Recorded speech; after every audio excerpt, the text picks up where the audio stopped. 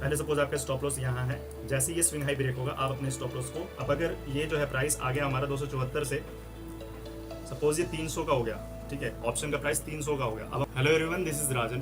तो सपोज आपने bank Nifty का कोई कॉल ऑप्शन बाय किया जिसका रेट चल रहा है 200 का, वो 200 पे आपने बाय किया, आपने स्टॉप लॉस लगाया 180 का, 200 से वो 260 चला गया, ठीक है।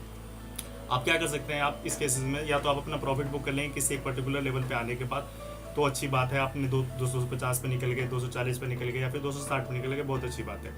कई सारे लोग जो होते हैं वो डायरेक्शनल मूवमेंट कैच करने के चक्कर में क्या करते हैं, बैठे रह जाते हैं, और फिर क्या होता है, जैसे ऑप्शन में मूवमेंट जो होती है बड़ी फास्ट होती है, यानी वॉलेटिलिटी होती है काफ़ी तेज़ होती है।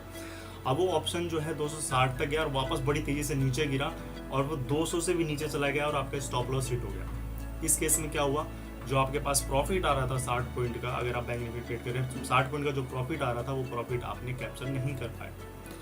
इसके लिए क्या करते हैं हम लोग, ट्रेलिंग स्टॉप लॉस लगाते हैं, यानी जो हमारा 180 का स्टॉप लॉस था, जैसे जैसे प्राइस ऊपर की तरफ जाता है हम अपने स्टॉप लॉस को शिफ्ट करते हुए ऊपर की तरफ लेके चले जाते हैं। अब जेन्युइन या लॉजिक स्टॉप लॉस किस तरीके से लगाते हैं वो हम इस वीडियो में समझेंगे।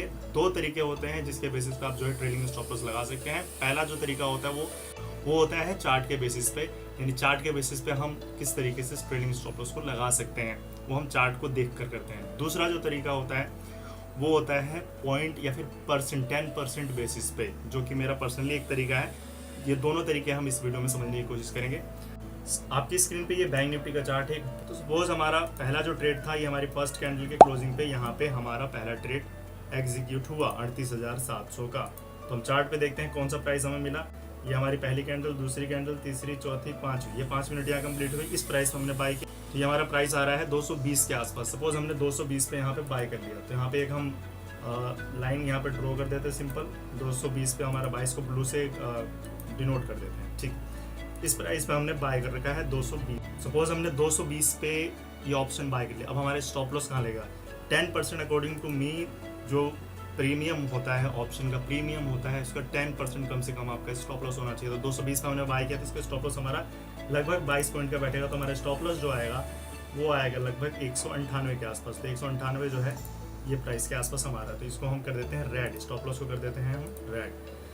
ओके, तो ये हमने स्टॉप लॉस लगा दिया 10% के आसपास। अब सपोज प्राइस जो है 220 से जैसे जैसे 10% यानी 220 से वापस ऊपर की तरफ जैसे जैसे मूवमेंट करेगा, हम क्या करेंगे, अपने स्टॉप लॉस को शिफ्ट करते जाएंगे। सपोज प्राइस जो है 220 से अगर मैं यहाँ पे देखूँ तो ये प्राइस आ गया 260 के आसपास, या फिर मान लीजिए ये रेड कैंडल बननी स्टार्ट हुई तो ये प्राइस आ गया हमारा 250, ठीक, 250। अब जो हमारे स्टॉप लॉस होगा वो 10% यानी कि 25 पॉइंट का स्टॉप लॉस होगा, यानी कि 225 के आसपास जो हम अपने स्टॉप लॉस को शिफ्ट कर देंगे। ये हमारा हो गया स्टॉप लॉस ट्रेल, और ये हम मॉडिफाई करते जाएंगे, जो हमारा ऑर्डर है उसमें मॉडिफाई करते जाएंगे स्टॉप लॉस के।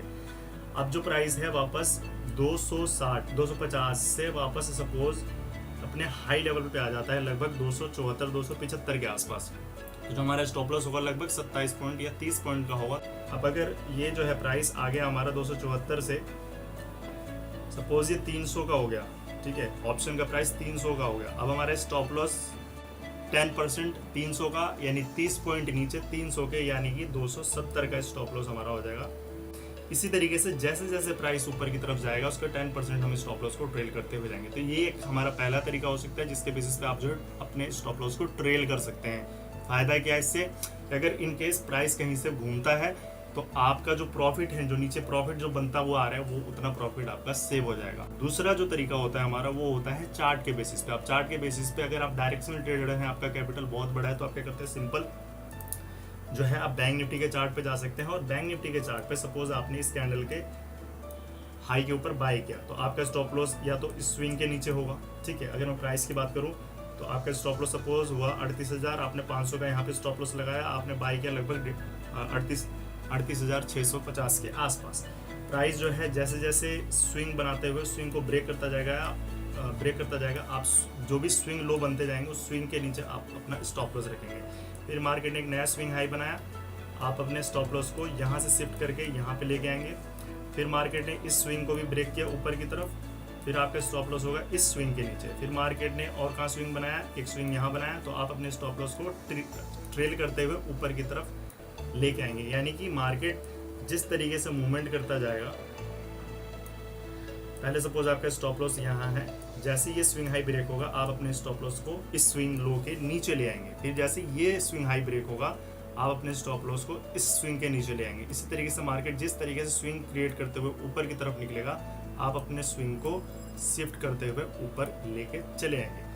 अब कुछ लोग जो है बैंक निफ्टी के चार्ट को देख के, क्योंकि इसमें स्टॉप लॉस जो है काफ़ी ज़्यादा बड़ा हो सकता है, अगर आपका कैपिटल छोटा है तो फिर आप क्या कर सकते हैं, सिंपल चार्ट को देखते हुए, ऑप्शन के चार्ट को देखते हुए और 1 मिनट का टाइम फ्रेम लगाकर उसमें जो है आप स्टॉप लॉस लगा सकते हैं। सपोज आपने यहाँ पे बाई किया था 220 पे और आपका स्टॉप लॉस था 198 का, मार्केट ने एक नया हाई यहाँ पे बनाया, आप अपने स्टॉप लॉस को कॉस्ट टू कॉस्ट पे ला सकते हैं, यानी 220 का आप स्टॉप लॉस ट्रेल कर सकते हैं। जैसे ये वाला स्विंग ब्रेक हुआ यहाँ पे ये स्विंग ब्रेक हुआ, आप अपने स्टॉप लॉस को यहाँ पे लेके आएंगे, यानी कि आपका स्टॉप लॉस कहाँ आ जाएगा, फिर आपका स्टॉप लॉस हो जाएगा 240 का, जब मार्केट ने 270 को ब्रेक किया। फिर जैसे एक नया स्विंग बना, नया स्विंग कौन सा बना हमारा, ये वाला, ये स्विंग ब्रेक हुआ, फिर आप अपने स्टॉप लॉस को जो भी नया स्विंग बना था उसके नीचे ले आएंगे। फिर मार्केट ने एक नया स्विंग हाई ये बनाया और नया स्विंग लो ये बनाया, तो आप अपने स्टॉप लॉस को यहाँ ट्रिगर करते हुए लेके आएंगे,